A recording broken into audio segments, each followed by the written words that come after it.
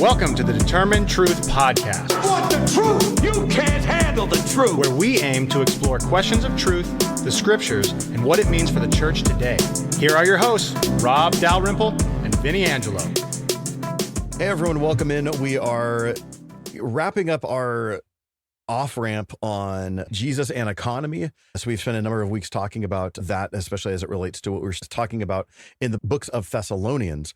Last week, we started laying out an understanding of Jesus's economy, what that looks like, what it is, and then some ways to apply it. We'll probably spend a little bit more time on that today. What do we want to start with prefacing before we get into today's conversation? Yeah, excellent question. I would simply say that the economy of Jesus, and I've been using Mako Nagasawa's Jubilee Economy, his language, and he's got wonderful stuff on the Analysis Center or analysis.com or .org or whatever. I can put the link in the show notes. But the idea of a Jubilee economy based on the Old Testament principles, we'll talk a little bit about as we get going. But the idea of Jesus' economy is built on the law of love. And what Jesus simply says is this is what love looks like. Love looks like caring for the other more than self. And this is what the essence of Luke chapter 6. So I think we'll get into that a little bit as we go. Okay, let me read a passage for you. And we've spent a lot of time in the Old Testament because we think that one of the ideas that we played out last week was that Jesus is actually pulling a lot from the Old Testament and from the law. So Exodus 22 verses 26 through 27 says, "If you take your neighbor's cloak in pawn, you shall restore it before the sun goes down. For it may be your neighbor's only clothing to use as cover. In what else shall that person sleep? And if your neighbor cries out to me, I will listen, for I am compassionate." Is this the reference that Jesus is going to be using when he speaks about these things, like in the Sermon on the Mount and whatnot? Exactly. Jesus says, I'll just give you Luke's version of it. It's in Matthew 5 as well. It says, whoever takes away your coat, do not withhold your shirt from him either. Matthew says it backwards. If anyone takes your shirt, give him your cloak as well. Yeah. In Exodus 22, I'm curious. The NRSV says, if you take your neighbor's cloak in a pawn, that's what NRSV says. ESV says, if you take it in a pledge. Is that like just asking to borrow it? No, what it is, the context of Exodus 26, which Jesus is building on, that's the whole point, is that some poor person needs to borrow something. And you say, give me collateral. And that collateral is your cloak. So it truly is like a pawn shop. It's a pledge, though. It's more a pledge is better. I've never been to a pawn shop, so maybe it does work that way, but I don't know how it works exactly. But it is a pledge. And the idea is, okay, here's the pledge, and I'm going to come back at the end of the day and pay in full, because that cloak, which is a jacket, is actually your bedding. And Jesus says in Matthew's gospel, give him your cloak as well. In Luke's gospel, it says, give him your shirt as well. And the idea is, if you give him your shirt and your cloak, you're shaming them. You're saying, hey, guess what? Here's the reality. You've asked for my coat as well, or my cloak as well. Now I have no bedding and I have no shirt. I'm going to walk around naked. Everyone's going to go, why are you walking around top without a shirt? Why are you doing that? Because so-and-so took it. And which means some wealthy individual took it and won't give it back, even though I can't pay my debt. And in their culture, that would be shameful, because your cloak is your bedding. So Exodus 22 basically says, hey, give it to him before the sun sets, for it's not only his covering for his body, but it's also what he sleeps with. So even if I don't pay you back, you still have to return my cloak because I need it for bedding. Now, it's just this provision for the poor. And this passage in Exodus 22, it actually begins in the preceding verse, in verse 25. If you lend money to my people, to the poor among you, you shall not deal with them as a creditor. You shall not exact interest from them. Okay, I love this verse talking about it, because most Christians, I think, don't realize it's in the Bible. And both this and the cloak, obviously 25, 26, and 27 in the book of Exodus 22, they relate to one another. The biblical text says you are not to charge interest. And again, in Jesus' economy, or the Roman economy of the first century, or Old Testament economy, the person who's borrowing from you is the poor. The wealthy don't borrow. They're the ones from whom you borrow. So the wealthy have loaned out to a poor person. Now, remember, 90% of the Roman Empire is hand to mouth. They're living day by day. And the idea was, I didn't sell enough in my leather shop. I didn't sell enough in my craftsman's work the other day. I don't have enough to survive today, to eat today. So would you loan me something? In other words, that person's already in a desperate situation. They're already desperate for food for today. Don't take advantage of them and make them even more oppressed, because tomorrow I have to make enough money in the shop to buy food for tomorrow and to pay you back. Oh, and to pay you back with interest. That's a burden that the poor can absorb. And this, by the way, is exactly what Jesus was talking about with the Pharisees. It goes a little bit more deeply than this, but let me set this context really briefly with this.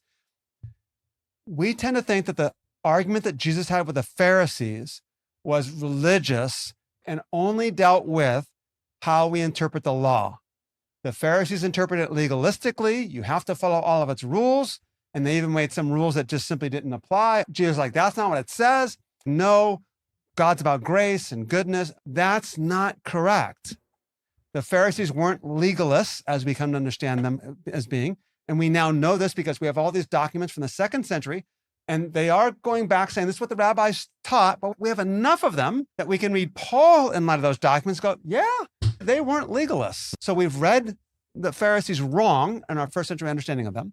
Secondly, the problem was the Pharisees and the Sadducees had gone into bed with Rome.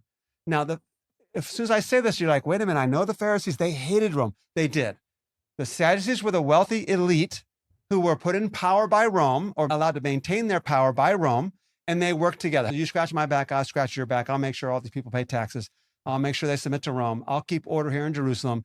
You give me the high priesthood. The majority of people on the Sanhedrin, the Jewish Supreme Court, were Sadducees, wealthy, elite, aristocratic individuals. They lived in very wealthy homes. If we go to Jerusalem sometime, they have some of these homes discovered under the city. It's really actually really cool because I think you can actually go in the actual home that Jesus's trial before the high priest took place, where Peter was there warming himself by the fire. I think they've discovered that house and it's really cool. But they were wealthy homes, and we know that they're wealthy for all kinds of reasons. The Pharisees, however, were the ones who had control over the people. So they were like the priests that the local people go, I don't respect you aristocrats in Jerusalem, but I respect these local priests. And they were predominantly in Jerusalem, but they may have been elsewhere through Galilee and everywhere else. But they also then had to work with Rome because Rome's like, hey, if you don't obey what we say, we're going to destroy the temple. So the Pharisees' attitude was, we're going to go ahead and tolerate Roman rule because we want to maintain the temple. This is why the Zealots were like, no, we're not going to tolerate Roman rule. We're going to be terrorists, going to kill them. And this is why the Qumran community, the Dead Sea Scroll community, they said, the whole system's corrupt. The Pharisees are in bed with Rome as well. And they left Jerusalem and said, Jerusalem's not able to be recovered. And they started their own community out near the Dead Sea in a place called Qumran, because the Pharisees had actually gone to bed with Rome as well. Because the idea was, you let us maintain control of the people. We will go ahead and make sure we keep peace. You go ahead and make sure that you don't destroy our temple. We can have our sacrifices. But the Pharisees were actually land grabbing also. And I may have said this before, but it's probably worth a review briefly here. And that is, the average person in the Roman world had a very difficult time getting enough money for food. And that was really problematic in Jerusalem and Galilee because the Jews had to pay taxes to the temple. Remember, the Levites don't have any source of income. They live off the contributions that come into the temple. And the temple costs a lot of money for the animals and things like that. By the way, most of the animals that were sacrificed were pigeons and doves because they were cheaper. There's actually caves found south of Jerusalem that clearly were pens for all the doves. And so you can go in there and like, hey, this is where they raised all the doves. It's really cool as well. And remember, Jesus sacrifices 2 doves because they were poor. But nonetheless, it costs a lot to keep the economy of the temple going. Now Rome comes into power and says, we want our taxes also. That's a burden that people couldn't endure. Taxes to Jerusalem and the temple, taxes to Rome, and paying their bills for food and everything else. And what happened then is they fell into debt. Wealthy people start buying their property. And you can live on a property and work it, but you give us 60% of the produce. And now they're slaves on their own property. But the biblical law says every 7 years you forgive debts. You can't charge interest on loans at all. And every 49 years you give the land back. And they weren't doing that. So when Jesus comes in Luke 4 and says, this is good news to the poor and release to the captives, it's this Jubilee language of the Jubilee of Leviticus 25. So it's a really important passage. If you're listening and you're not familiar with Leviticus 25, you need to read it because it talks about this is the way my economy is to work. And the reason why we're referencing Exodus and Leviticus as we discuss this here is to say, Jesus was coming in saying, I am here to reinstate or to apply this Jubilee economy. Now, again, let's be clear. We're not saying that this applies to the American country or in a Christian nationalist way or in a Reconstructionist way. We're not saying any of that at all because as we said, I think on our last episode, The church is made of people from every nation. We are not an ethnic or nationalistic people, so we can't implement these laws like the Muslims want to implement Sharia law. Within our own community, within our own lives, and within our own churches, this is the way we're supposed to operate. And so the idea was, you don't charge interest to the poor because they're already oppressed. They're already borrowing money because they can't even eat today, and you don't take double advantage of them. And that's this larger context of the Gospel of Luke. And that's what Jesus had the trouble with the Pharisees, as we discussed before. The rich young ruler, it says, Matthew's gospel says he owned much land. Luke's gospel said he was extremely wealthy. And the biblical economy doesn't allow you to own much land, because if you own much land, you give it back every 49 years. If you are extremely wealthy, you forgive debts every 7 years. You can't acquire that kind of wealth. That was the problem with the rich young ruler. And I know we talked about it briefly, and we'll do it again in the future, but Luke 18, 19, that whole structure of what's going on, the rich young ruler is the Pharisee in the parable of the Pharisee and the tax collector. That's Luke 18, then the rich young ruler, middle of Luke 18. And Zacchaeus, the tax collector, Luke 19, he's the one who repents and says, hey, I've given all I have back to the poor 4 times. He's actually done what the biblical law says. So I hope that makes sense. No, that's good. And I think it's good to even clarify for modern clarifications. I'd never thought about this before in terms of giving in the ancient world and providing a loan by necessity has to be for the poor. We don't want to import our modern context in. I'm by no means poor. I'm by no means rich, but I'm by no means poor. If I get a loan, it's going to be for my mortgage. It's going to be if we wanted to buy a new car or something like that. There are necessities, but there's also luxuries there. It's not that I need to go charge on my credit card because we literally have no food and I need to feed my family. My daughter went to the hospital last week and I can't pay the bill. The medical bills, exactly. Yeah, exactly. One thing that we want to make sure that we're not doing is saying, oh, Jesus is saying, or God says in his law, there should be no interest at all. Because first off, this is talking about amongst the people of God, what they do to each other. Exactly. And in that context, you're only going to be taking out a loan if you're on the lower end of the socioeconomic totem pole. So with that being said, what we would not want to do, and I'm working this out, so help me if you're hearing something different. But let's say that, okay, we know, Vinnie and Rob, you're not talking about how a socioeconomic system ought to work. We're not saying this is the way the American government should be. We're not even going there. We're talking about the people of God. Exactly. Okay, so let's say I go to a church and in town, a fellow church member also owns the Ford dealership. And I'm a Christian. We're both members of the same church. I'm extremely poor. This guy is well-to-do. I need to go buy a new car or a used car. How dare this guy, as a Christian, he wants to charge me interest on this loan. He's not supposed to do that. That's not what this is talking about, right? No, it's not. What it's talking about is my wife and I have an extra car and you come into town and you don't have a vehicle. Vinnie, I'll sell you my car. I can't afford to buy it, Rob. That's okay. You can just make me monthly payments.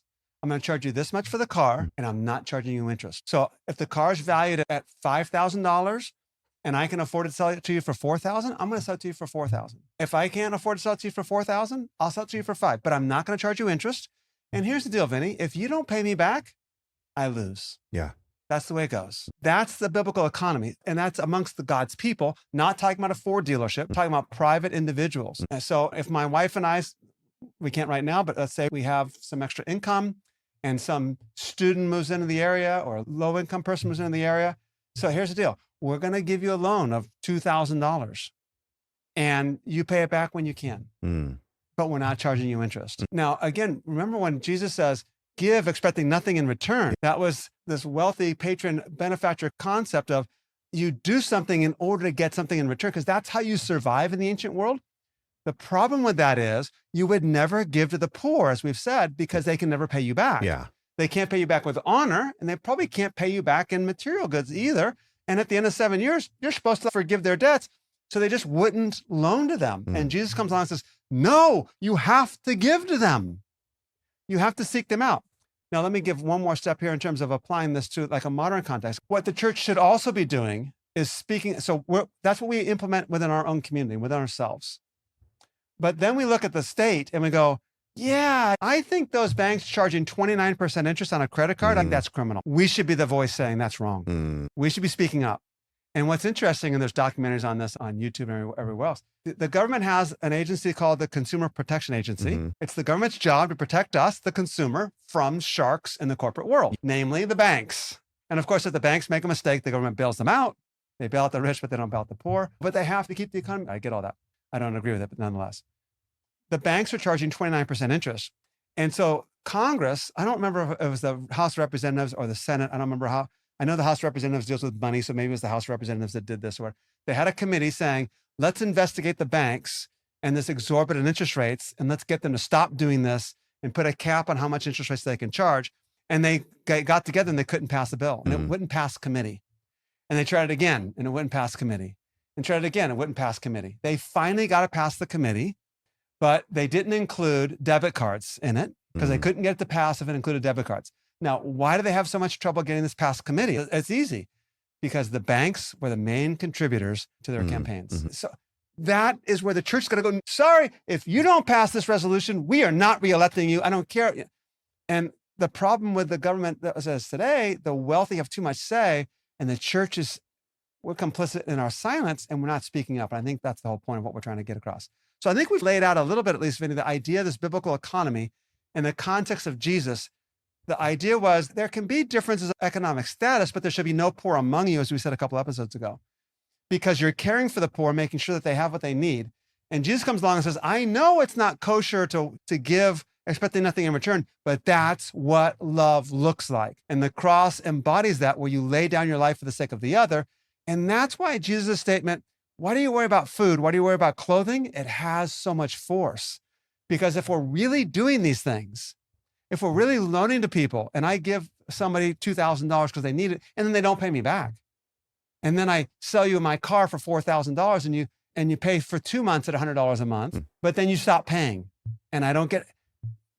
Oh no, I'm just not going to do this anymore. Why do you worry about food? Why do you worry about clothing? Jesus' answer is the gospel is more concerned with loving the other, and I'll provide for your food and well-being. And of course, by the way, God's the one that gets to decide what we need. I think that's an important thing as well. So this idea of biblical economy, I think there's a few more things that we want to hit on, but I think that really is the nuts and bolts of it. And then there's some applications of it, I think, that we want to address as well. So a few episodes ago, especially when we were talking more globally and within modern cultures, we talked about how the misnomer that some communities are just poor because they're lazy. And that's why they're in the situation they're at. And we say that there's a wide variety of why communities are the way they are, but oftentimes it's the system that puts them in that place where they have no option of anything else. They're just stuck where they're at.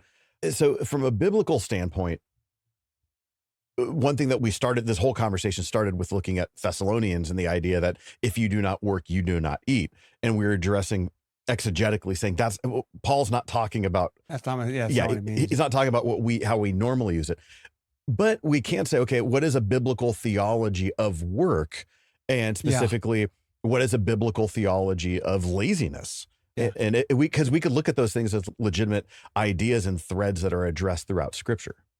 Yeah, exactly. And there's more, as we both agree, there's more causes to poverty than just laziness. Sometimes it's poor decisions. But I think a lot of that actually stems from the fact that there's a lack of education. There's a situation of desperation. There's a situation of hopelessness. All that contributes to this culture of irresponsibility. And I think they have to be responsible for their irresponsibility. I get that. But I think if we can change the culture, especially changing the education and giving them those things, I think we begin to bring them out of their poverty. It's never going to be fully eliminated, because the poor you'll always have, because we're never going to be completely faithful. But what's interesting is this: the book of Proverbs actually does say that if a man will not work, he shall not eat. I'm not sure exactly if that's a direct quote or not. I should have looked it up beforehand, but I think it's pretty close in the book of Proverbs. But what's interesting in the book of Proverbs, the first thing to realize is the book of Proverbs was written primarily by the king. Solomon and David wrote a few, and Asaph. It's written by the powerful and the wealthy, and expresses their way of looking at things. Now, I'm not saying that they're wrong, because there is a sense where it's correct, but I do think we need to acknowledge, but it's divinely inspired. It's still a king, an aristocratic way of looking at things. And here's the way I would counter that thinking. If no, I'm on the book of Proverbs theme. I agree. Proverbs are not wrong. Remember, Proverbs, by the way, are general statements, not absolute truths. Train a child in the way they should go, and when they're old, they will not depart from it. Yeah, sometimes you could train them in the ways that they should go, and they still are going to depart from it. It's a general statement, and they're not absolute truths. But the problem with that argument of the Proverbs say this about wealth and things is that the prophets say everything to the contrary. The prophets are unanimous in their voice. They constantly blame the wealthy and the powerful for their oppression of the poor. So now these two are in tension, and I think we have to look at them both. But I think when you look at the prophets, that is a lot more the sense of the voice of God and the voice of the New Testament writers, including Jesus, picking up on that voice. So it's just a couple examples. Ezekiel 22. Hey everyone, we want to thank you for joining us on today's podcast. And we want to remind you that everything we provide at Determinetruth is free of charge.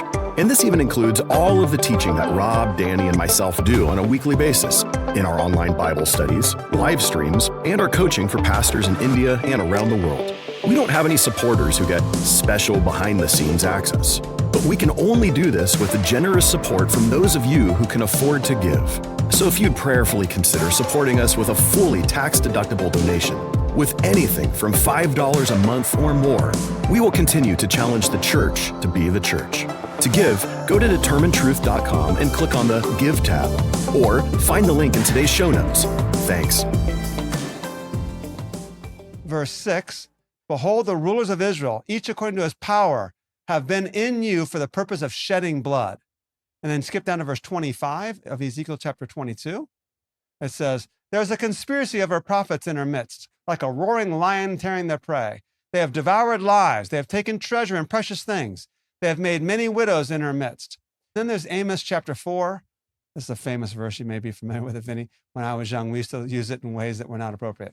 But it says, Amos 4 verse 1, hear this word, you cows of Bashan, who are in the mountains of Samaria, who oppress the poor and crush the needy, who say to your husbands, bring now that we may drink. And it just goes on. And to this judgment, it's actually the wealthy women who are oppressing the poor and crushing the needy. And this is just a theme throughout the book of Amos. One last example, of course, is the book of Jeremiah. And Jeremiah is really important because Jesus is going to quote this passage in Jeremiah 7. And Jeremiah comes along as a prophet saying, oh, guys, not only is Babylon going to destroy us and take us captive, they're going to destroy the temple too. And that was blasphemous in the day because the temple was inviolable. It was indestructible. The temple is where God dwelt. So God might carry us away through Babylon in punishment, just like he exiled Adam and Eve from the garden, just like he exiled the northern kingdom by the Assyrians. He might exile us for disobedience, but the temple cannot be destroyed. By the way, that same thinking is why Jesus tells his disciples, when you see Jerusalem surrounded by armies, get out of Dodge, flee to the mountains, because her desolation is near. Because the disciples were probably thinking the temple is indestructible. So Jeremiah comes along in Jeremiah 7 says, thus says, verse 3, thus says the Lord, amend your ways and your deeds, and I'll let you dwell in this place. That's the temple. But do not, verse 4, do not trust in deceptive words saying, this is the temple of the Lord, the temple of the Lord, the temple of the Lord.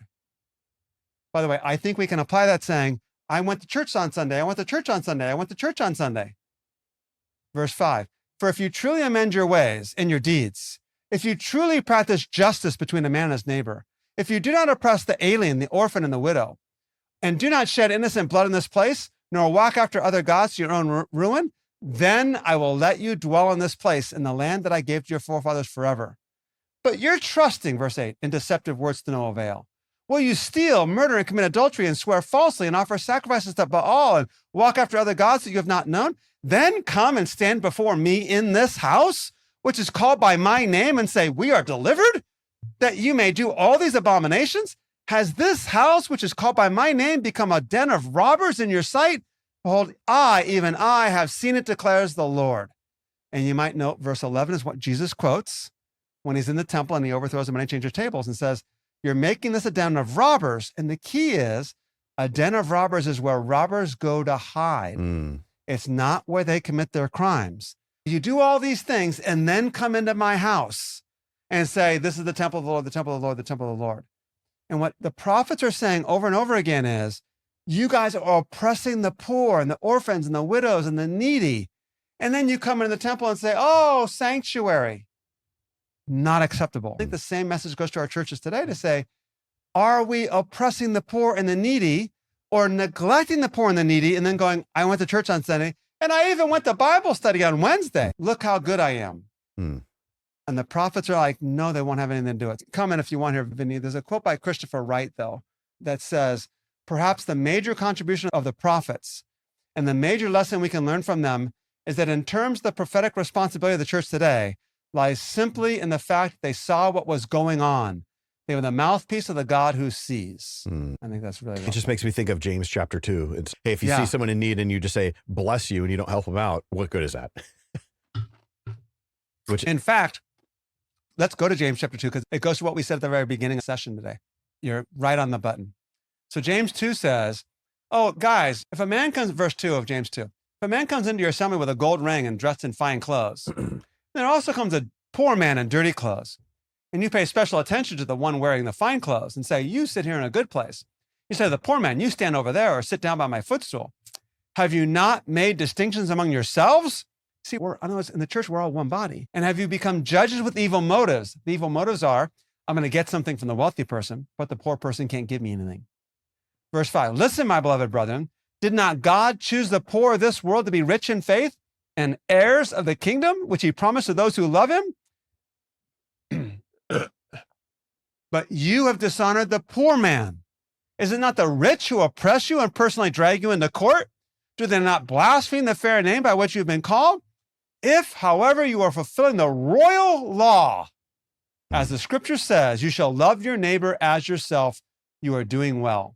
So the law of the New Testament economy is the law of love. And the law of love says we care for those even if they can't give us anything back in return. And what's really cool about this, if you study the early church, and there are some problems with the early church at various points, they speak emphatically about this, about caring for the poor and doing special favors for the poor when they walk into churches and not giving special favors to the wealthy. It's actually really cool. So in talking about this, and this is going back to biblical law, so we're not talking about any kind of modern day application or anything, but the idea, and we use this term, even though this term is a modern term, social welfare is what we could call it. How does that work? Obviously it works in things like that we've talked about, the year of Jubilee and that sort of thing, but is social welfare just going to be an ongoing general thing outside of leaving the perimeter of your crops for the poor to have and having a year of Jubilee and not gouging them? Is that what it's limited to? This is a tough one because it gets into the political sphere, right? It just becomes this political divide. So the way I would address the question is simply say, our responsibility as followers of Christ is to say, what does the biblical text say? What does that mean for me and then for us as a community? Then how we apply that to the society or nation within which we live is clearly going to be different if I live in North Korea, if I live in China, if I live in Russia, or if I live in the United States. But that doesn't mean we have an escape clause there, because the reality is the church is not doing what it should do. I think we said something about that at the very beginning of this conversation was, should the state be doing it or the church should be doing it? Oh, we don't want the state to be doing it because the church has to do it, but the church isn't doing it. So do we have some responsibility to say, hey, the rest of the church needs to do this, but until it does so, we should go ahead and endorse the state in doing this? I think there's something to be said for that, but again, I'm not going to make political decisions because there's problems on all sides. But is that the biblical, I mean, in the biblical context, they had some sort of social welfare. But that was the state doing it because the state was the people of God, because it's a theocracy. So how that applies in a New Testament context, what in a New Testament context is the wealthy are selling their homes as much as they could afford to and giving to the church. And then the church is sharing with the widows in need. And there's this daily distribution to the widows. And remember, by the way, there was a lot of widows because of the high rate of mortality. There were 20-year-old widows. There was lots of them because people die at very young ages. People living to be 13 years of age was pretty good. Yeah. And once you got to 13, you had a pretty good chance of success. But there's still sewage and dirty water and disease everywhere that if you die at 25, that's just not uncommon. Yeah. And women marry at 13, their husband might be 21, and now he's dead and she's 16. So that's very common. So there was a sense where the church was taking on the social responsibility.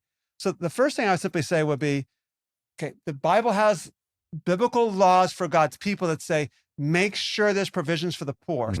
Just in case we don't pass over this too quickly, Vinnie, in case our listeners aren't aware, most of our listeners are like really bright and well-educated and beautiful, and they're really spiritual. They probably have the scriptures memorized. So I'll say a verse and let's quote it, and then we're like wasting airtime by citing it ourselves. But We'll cite it because there might be a listener out there who doesn't know the verse. Yes. Okay. But they'll get up to speed sooner or later. Leviticus 19, you know it. I'm sure you all know it. Verses 9 and 10 says, when you reap the harvest of your land, you shall not reap to the very corners of your fields. The oxen they make that rounded corner. And there's that little area in the corner that's unharvested by the oxen. Nor shall you gather the fallen fruit of your vineyard. So when you're harvesting your crops and some of it fell off the thing, don't go back and pick it up. It says, you shall leave them for the needy and for the stranger. I am the Lord your God. And the idea was, and of course, this is what the book of Ruth is about, because remember, the poor have this gleaning thing, but this gleaning is only available during the harvest. Yeah. How are they going to eat the rest of the year? So that's actually not this provision that provides for them year round.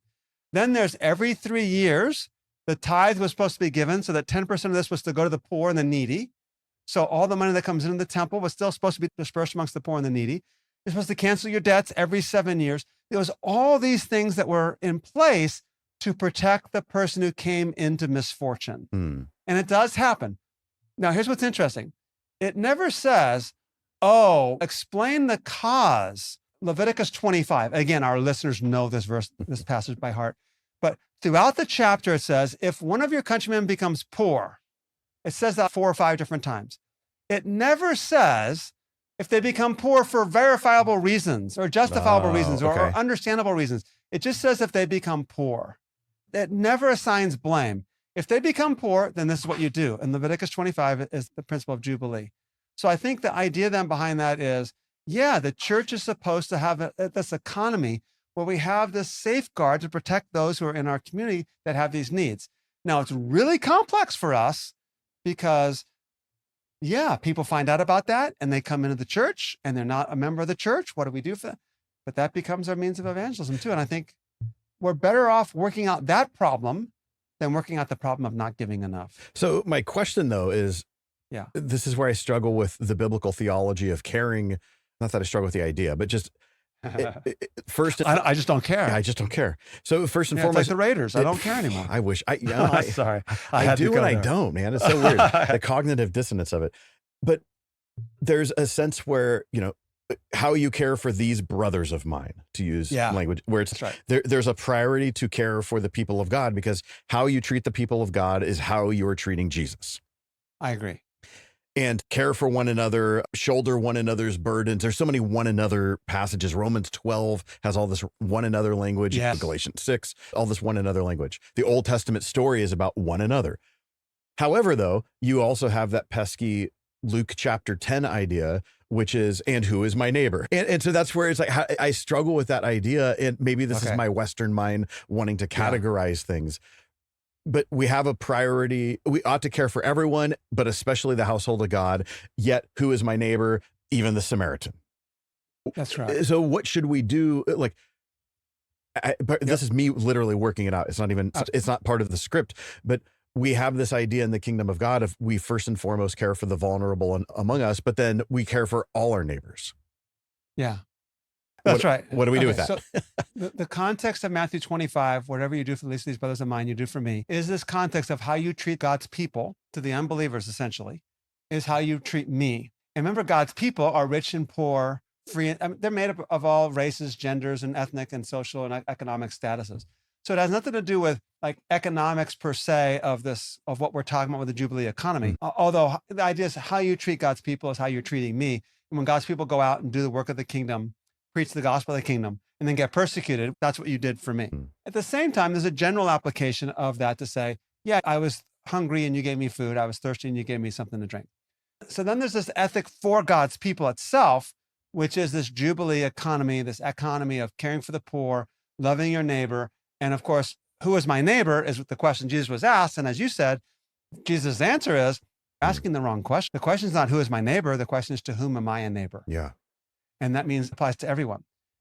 Within the church, I think we would say if we have a local gathering, and again, I have a little bit of a problem with the whole idea of large corporate gatherings of God's people. I think we should be more organic in who we are as a community and less definable and in a sense of an organized sense there. I think there's something more to be said about that organicness of the community than the organized structure of the community. But the idea is we certainly must care for one another, just like you would be more responsible for Shayla and Mateo, and you wouldn't take food off their table to give food to me as much as you like me. Your responsibility But is to even Mateo. there, you're a brother.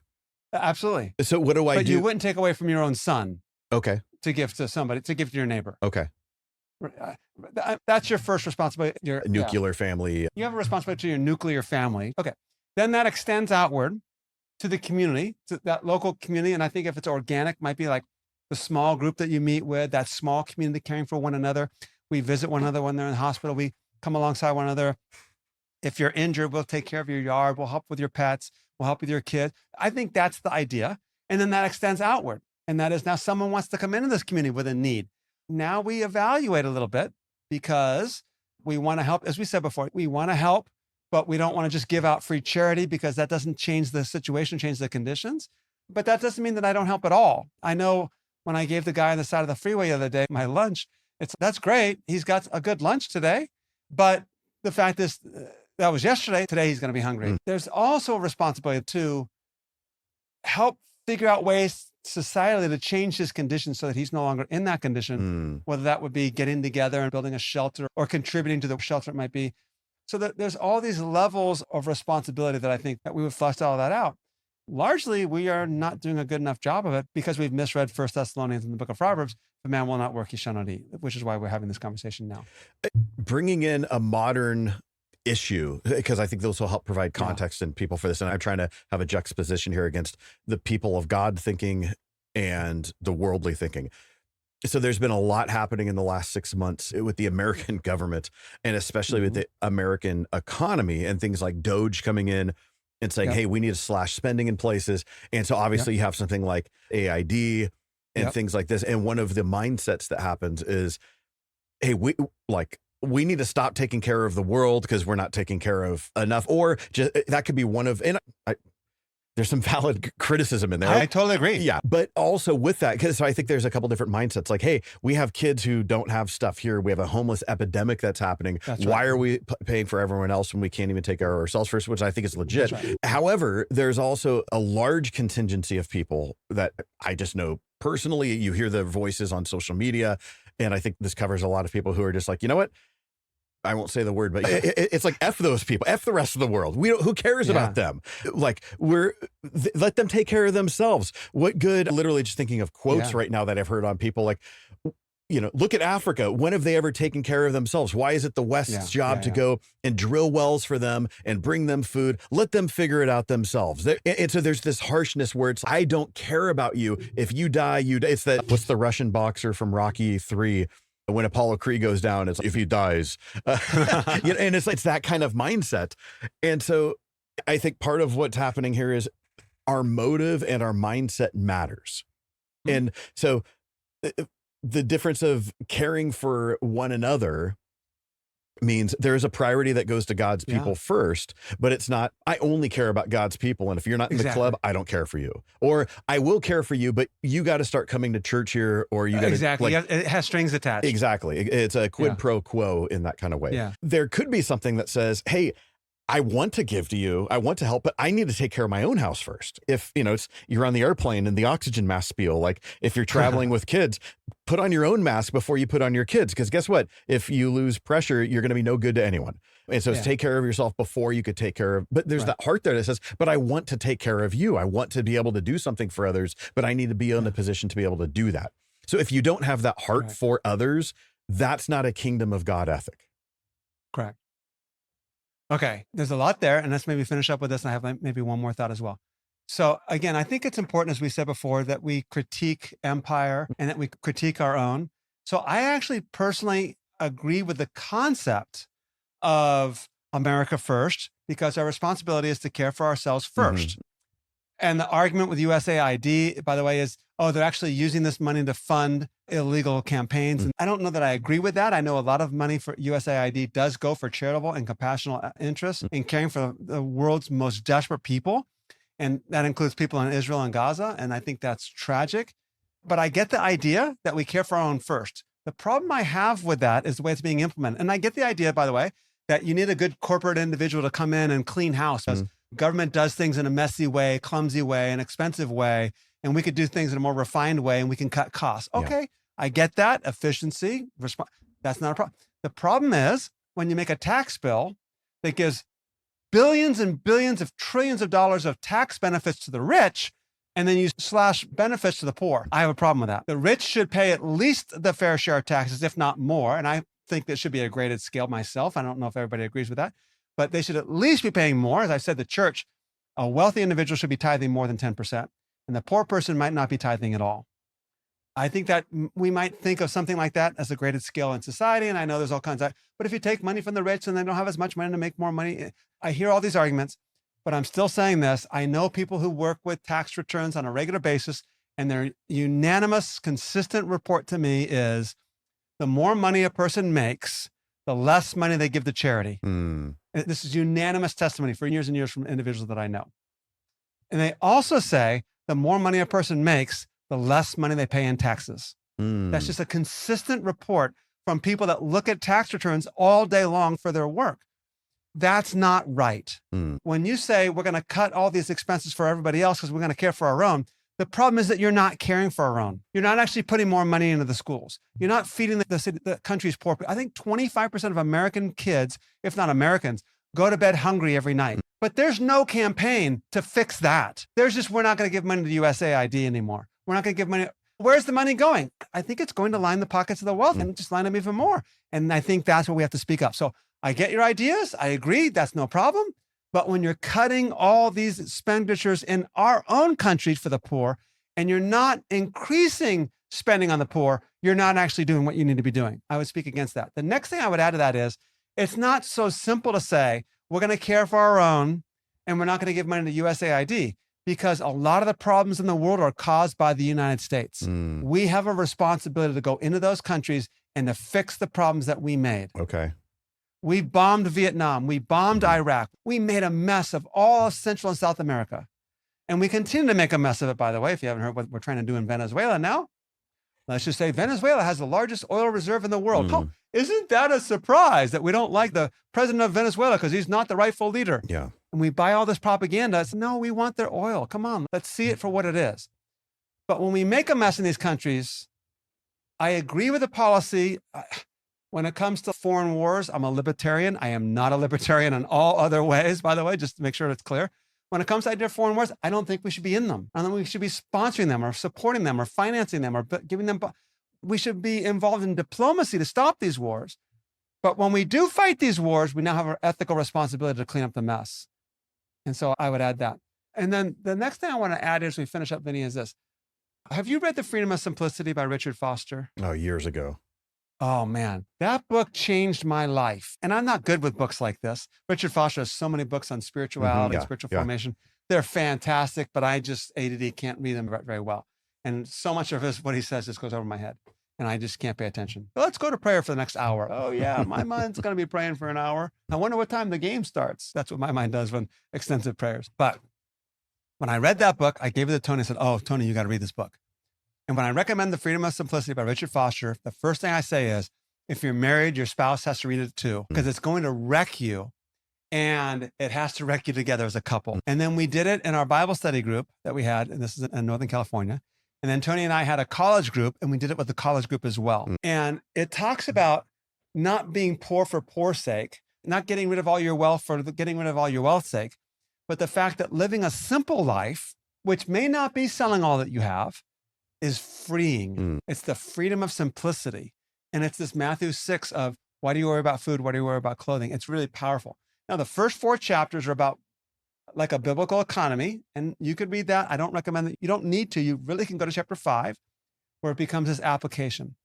But he goes through those chapters. And I think it's in chapter 10. And I mentioned this on one of the live streams that's about to be released. And he says, we typically think in the West that the goal is to bring the poor up to our level of standard of living. We want to get you out of the poverty that you're in and bring you to where we are. And he says, the problem is the world does not have enough resources to do that. We have too many computers, cell phones, televisions, smart lights in the house, and there's not enough copper. And it just goes through all the materials that are needed to bring that stuff into being. There's not enough resources to make that happen. He says, the only way we can bring the poor up is if we give up some of our wealth and prosperity. And one of the things he mentions basically is we became wealthy at the expense of somebody else. There's a website called slaveryfootprint.com, I think it is. Have you ever seen this? I don't think so.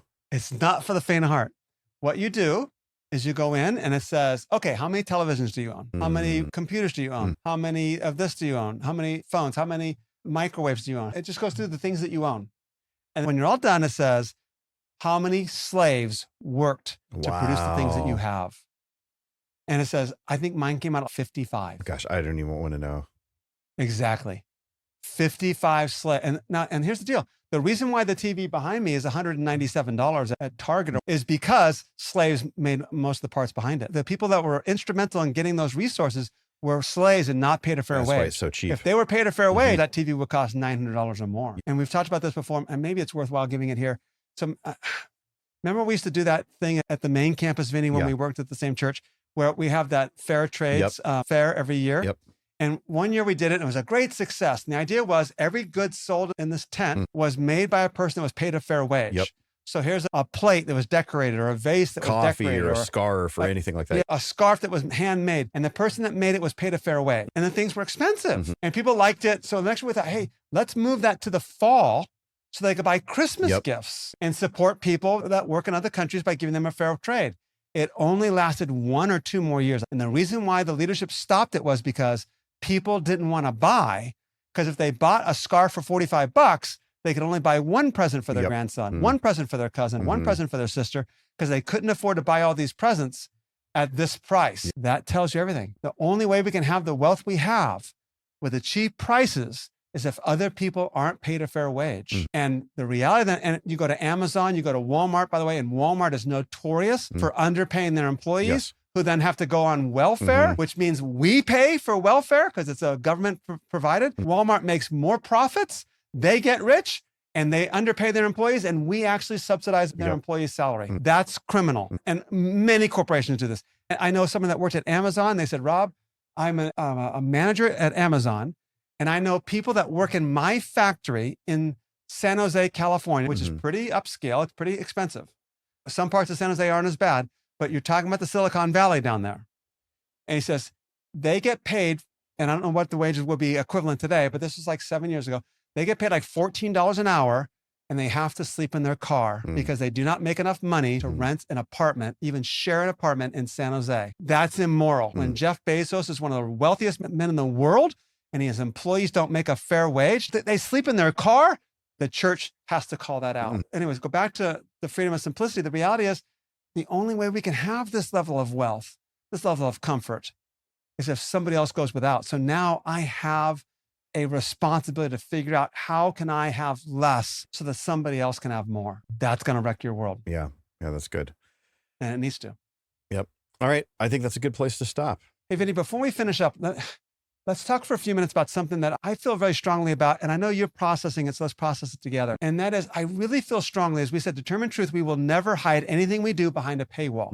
You never have to pay to read a blog. You don't have to pay to get a podcast, pay to watch a live stream, because the idea is we're not going to peddle the word of God for money. Now, we have to get paid. We have to make a living. That's true.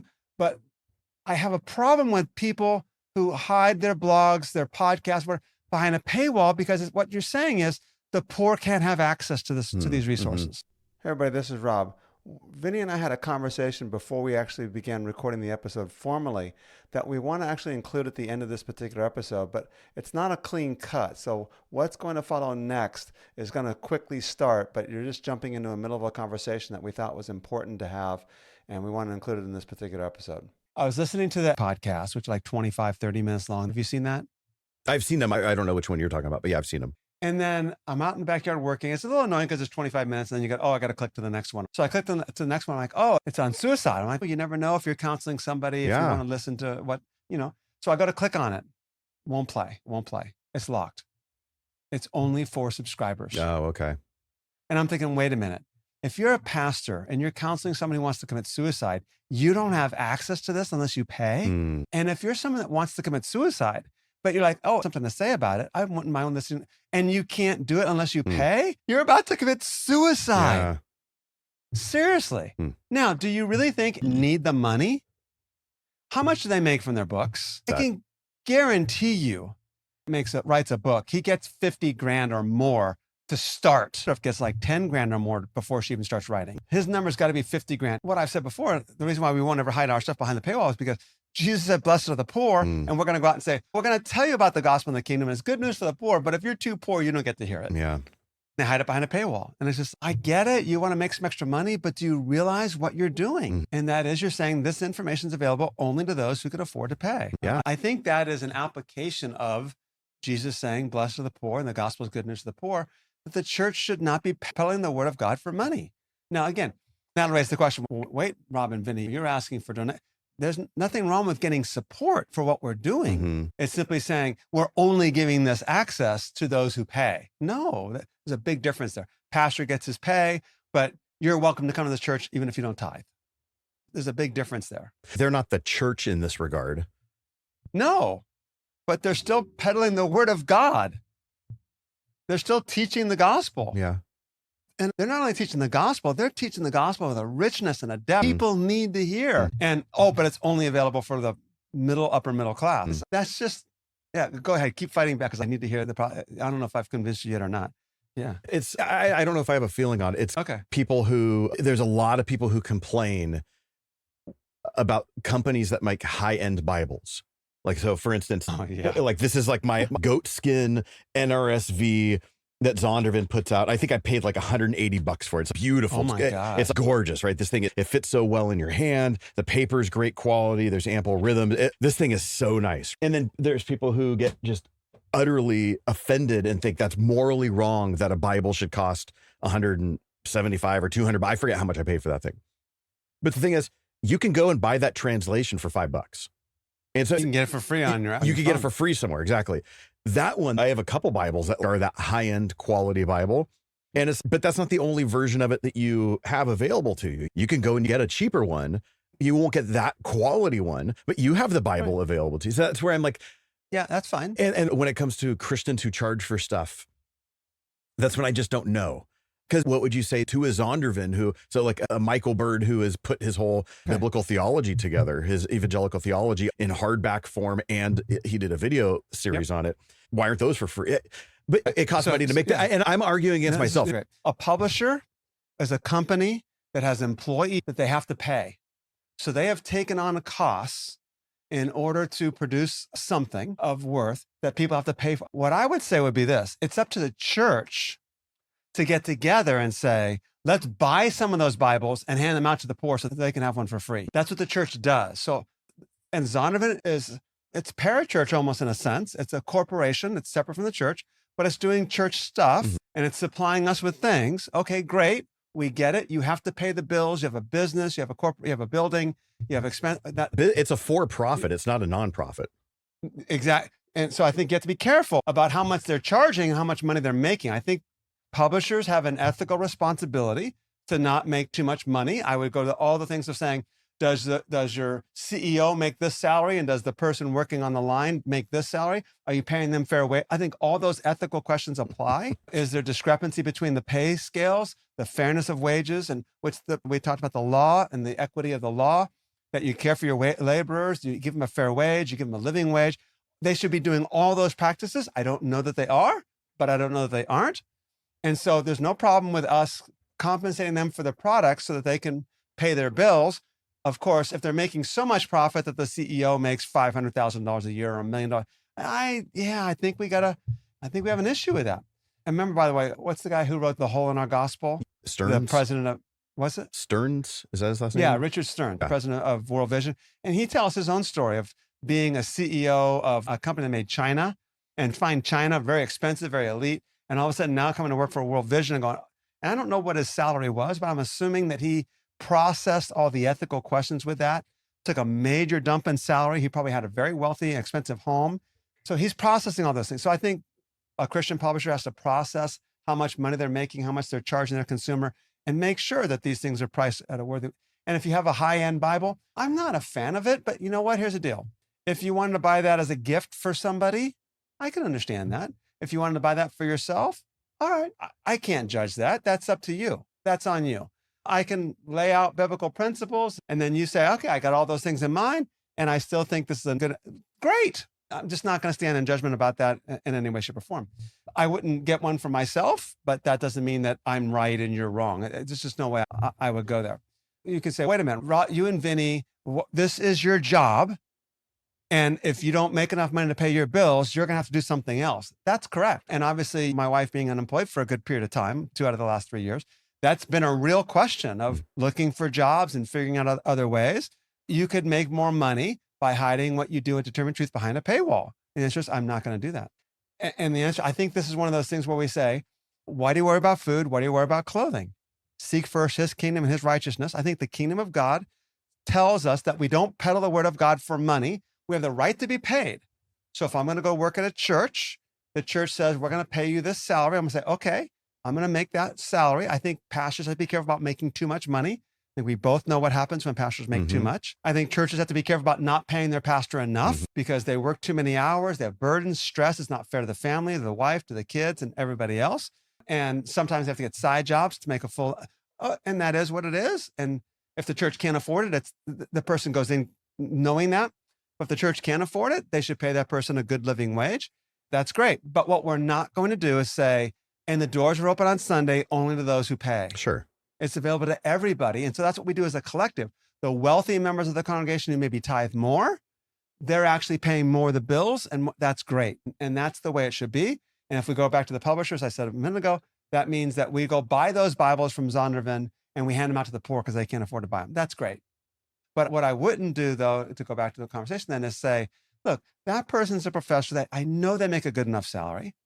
I know they have books that I know they're making money on those books. But for the record, I don't make any money on my books. I think you know that. I might get a check for $150 a year, but that doesn't actually cover even my expenses. That's recouping the cost. That's not even recouping the time you spent writing the thing itself. So you never make for most authors, they're not actually going to make money on their books. If anything, you're probably not even going to break even. You're in the hole. No, exactly. Oh, yeah. Yeah. I think I might have told you this. I got a check for $250 for my blog. And Tony's like, that's good money for a blog. I said, Tony, this isn't for one blog. It's for 4 years of blog. I've only gotten one check in 6 years. It's $250. And I've written like 400 blogs. So you figure each one takes anywhere from 6 to 15 hours. I'm making like a nickel an hour at most.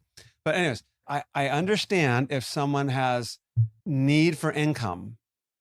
I still would say for myself and for what we're going to do, I'm not going to hide it behind a paywall because this is not going to be only for those who can afford to pay.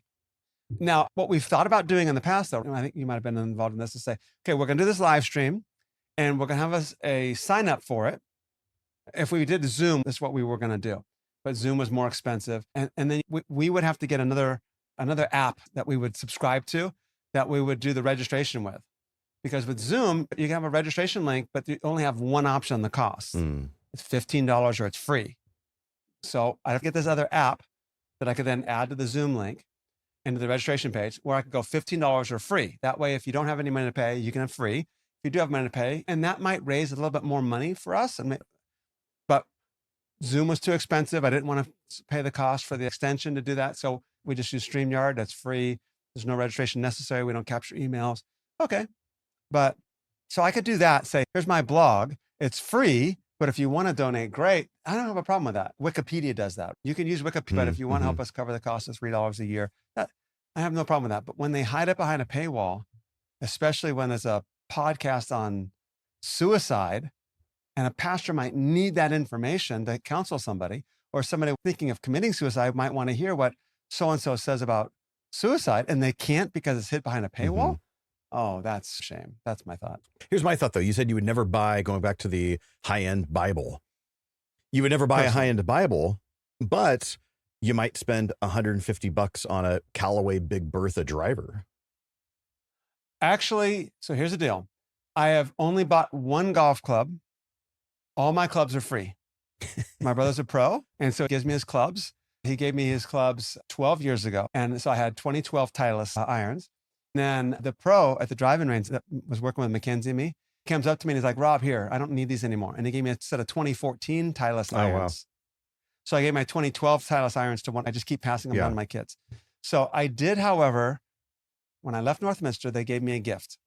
And they said, they gave me like several gift cards, like $500, $150. I don't know why they gave me 3 different gift cards.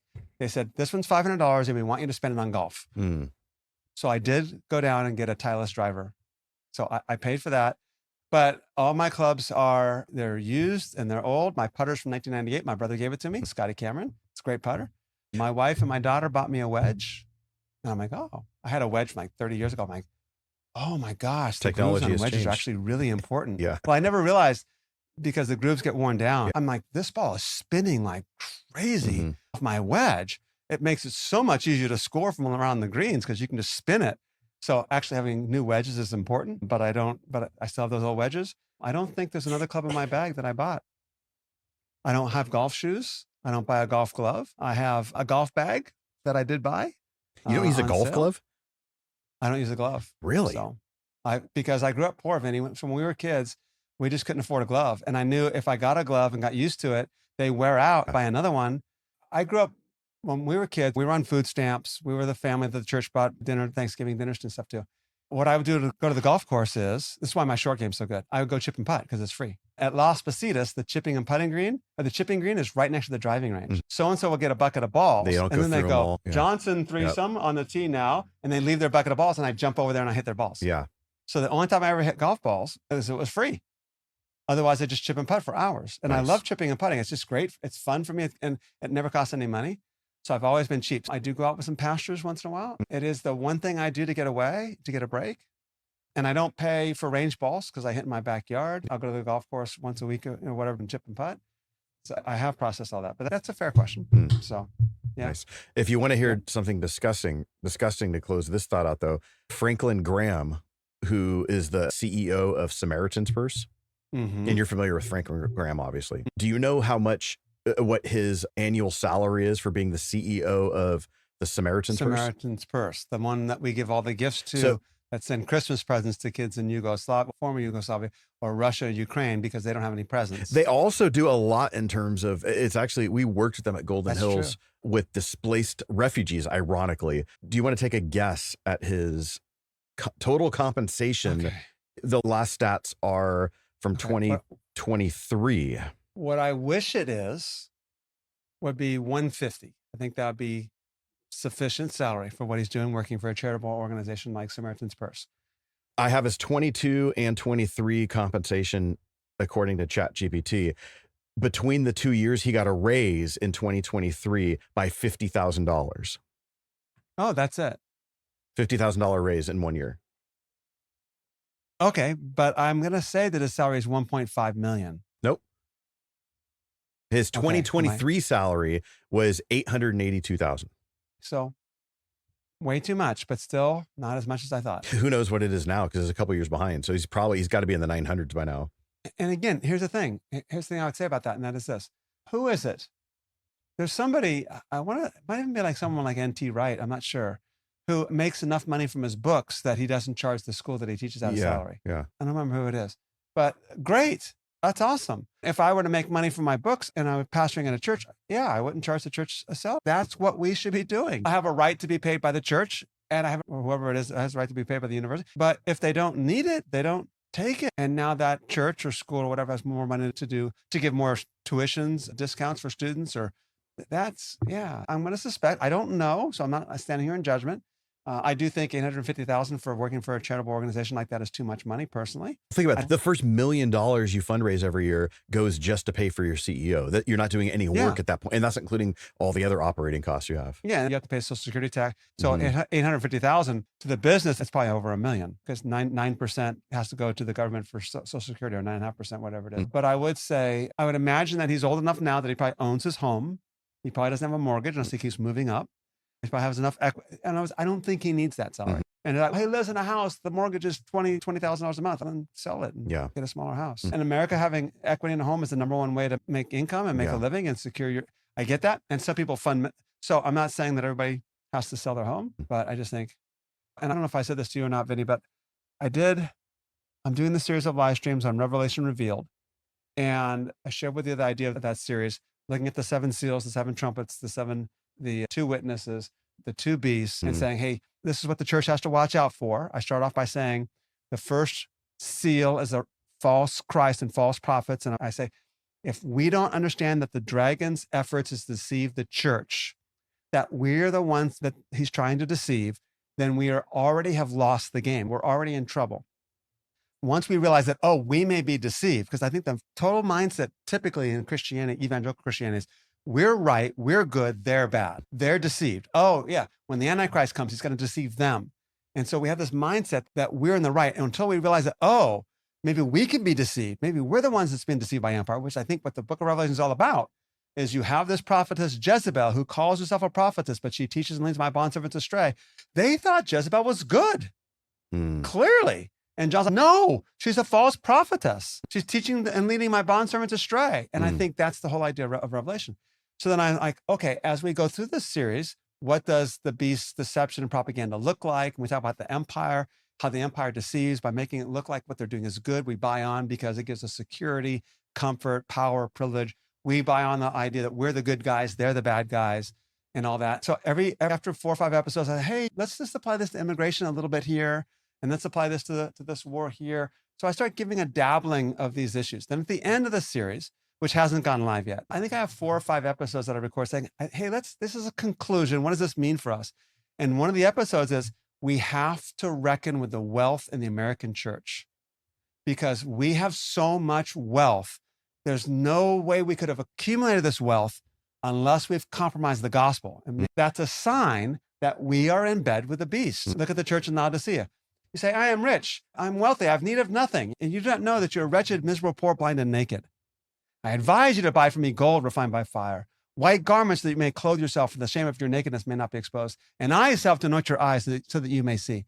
The wealth of Laodicea had deceived them so much so that they have compromised with the empire. And it's one of the 2 churches that have no good in it. I stand at the door and knock.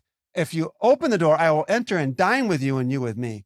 Jesus is outside the door of the church and is wealthy. So I think that's a major problem.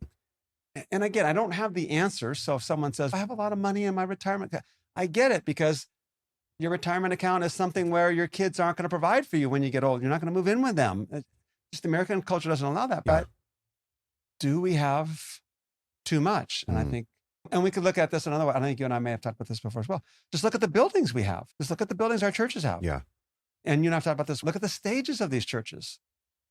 Okay, that's my sermon for the day. Okay, so this kind of wraps up the last number of weeks where we've been talking about economics, justice, that sort of thing from a biblical standpoint, looking at some misnomers of the biblical text, still leaving probably more questions than we have answers, but I think that's okay. I think that's the way it's supposed to be. If you were, Rob, if you wanted to wrap this up with something for us to meditate on, what would you give us? We talked about the book of Proverbs and how it was written by the kings and the wealthy and the elite. But they do have some really incredible nuggets, like Proverbs 14:31 that says, he who oppresses the poor taunts his maker, but he who is gracious to the needy honors him. Now, I smirk when I read that, because if Solomon wrote that, his whole country was enslaved. One tribe a month went off into foreign slavery to pay for his own debts and his own prosperity and power. I find that interesting. Proverbs 29 verse 7 also has, the righteous is concerned for the rights of the poor. The wicked does not understand such concerns.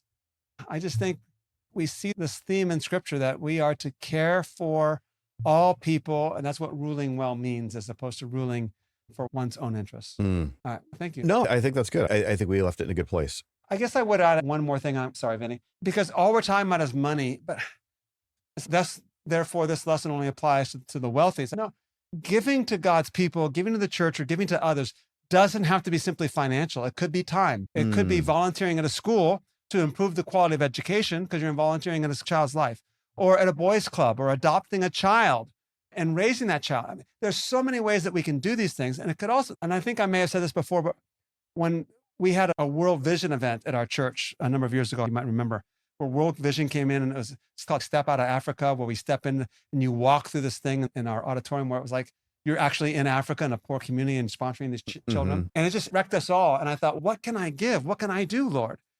And the Lord said to me at that time, he said, Rob, you can teach. I want you to use the gifts and resources that you have to teach the people around the world. And so I went to our leadership and said, hey, I need to go to India and teach for 2 weeks. And then the next year I say, I need to go to Nigeria and teach for 2 weeks.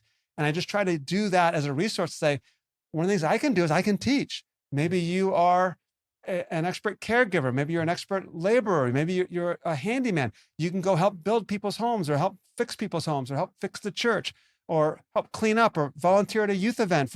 I don't know how to lead youth, but I'll help you lead the youth by doing all these volunteer things for you.